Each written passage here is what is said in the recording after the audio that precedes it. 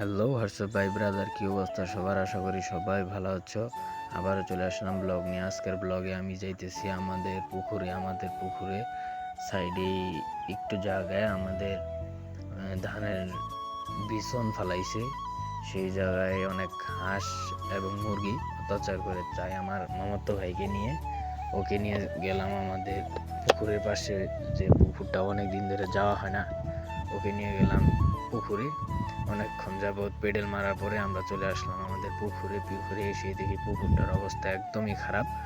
শেষের সময় অবশ্যই ভিডিও দিব। আর আমাদের পিছন ক্ষেতের অবস্থা একদমই খারাপ।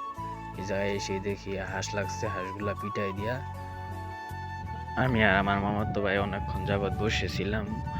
আর আমাদের ইউটিউব চ্যানেল থেকে দেখলে আমাদের ইউটিউব চ্যানেলটা সাবস্ক্রাইব করে দেবেন, আর পেজ থেকে দেবেন অবশ্যই ফলো দিয়ে দেবেন।